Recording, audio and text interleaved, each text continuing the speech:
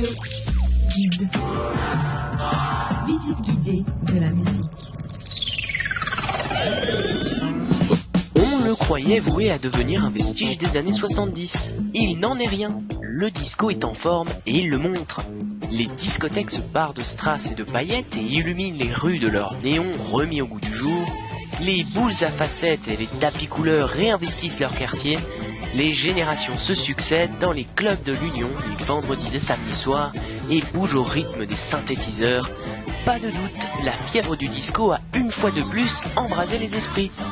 Tel un phénix renaissant de ses cendres, le Kodomo reprend ses couleurs d'antan comme nostalgique d'une gloire aux symphonies analogiques, mais sans pour autant vivre dans le passé. Pour comprendre le grand retour du disco, il faut d'abord comprendre ses auditeurs. La disco est un mouvement du feel positive, un ode à la vie et à l'amour avec des sonorités entraînantes et ses textes positifs.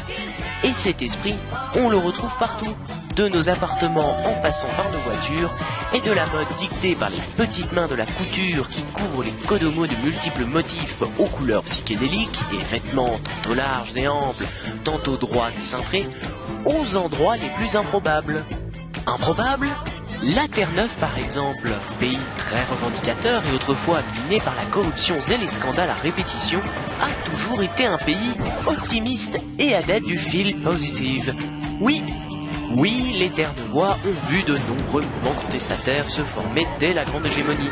Oui, le rock'n'roll, le punk et le métal se sont enracinés dans le paysage sonore des terres du Grand Bovidé. Et oui, beaucoup de pavés ont été lancés. Mais les Terre-Neuvois ont toujours porté fièrement leurs couleurs irisées, comme les oiseaux portent leurs plumes lors des parades nuptiales.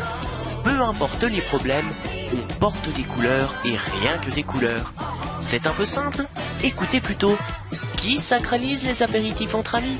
Qui fait d'un verre de vin une dégustation gastronomique ? Qui produit les meilleurs cocktails de l'Union ? Ah, et oui. Contrairement à l'Églantine ou à la Citolie, la Terre-Neuve n'a pas toujours connu la profusion de lieux de loisirs et de fêtes. C'est donc dans les bistrots et les cafés, ou encore sur la plage, que les Terre-Neuvois se retrouvaient le plus souvent pour soit décompresser de la journée de travail, soit préparer les nouvelles cibles à couvrir de pavés. Le contexte social de l'époque ne se prêtait guère à la fête, et par extension, ceux qui n'étaient pas sur les pistes de danse étaient dans la rue, le tout fringué de couleurs vives. Je vous disais en début de cette chronique que les Kodomo se paraient de couleurs. Normal, me direz-vous. Eh bien non, ça ne l'est pas. La couleur est un marqueur du positivisme. Laissez votre gaieté de côté, le blanc, le noir et la grisaille ont envahi le monde, surtout dans les business districts, comprenez, les quartiers des affaires.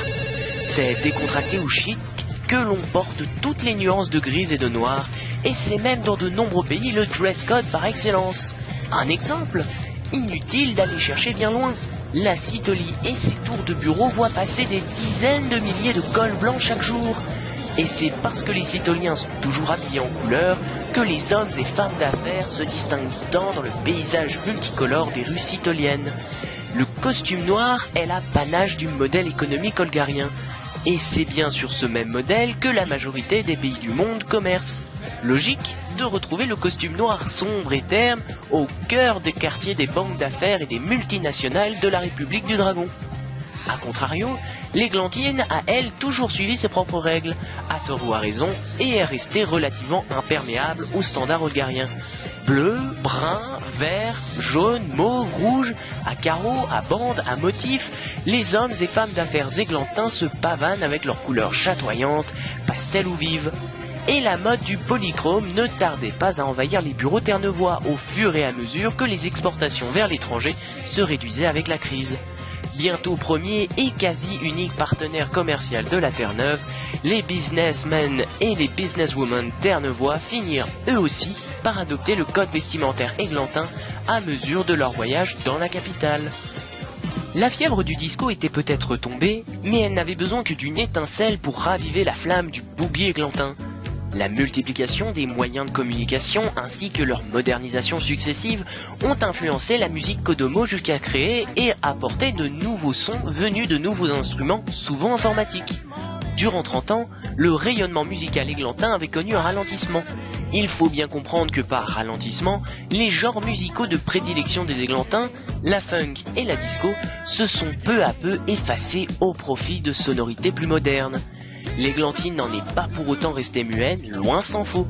De la Terre-Neuve à la Citolie, c'est bien la République de l'Aigle à Crête qui a produit le plus d'œuvres musicales ces 30 dernières années, et elle culmine aujourd'hui à un plus haut historique. En cause, faire de la musique n'avait jamais été aussi accessible et bon marché.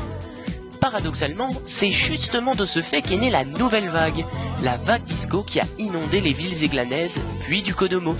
Si le numérique en langue bretonne a longtemps fait danser les touristes et les églantins dans les boîtes de nuit branchées, beaucoup ont pas à pas reconstitué une musique plus authentique, plus vivante et avec un message plus profond que, les messages véhiculés par la musique moderne, peu honorable pour la gente féminine et bourrée d'allusions au mâle alpha en rut.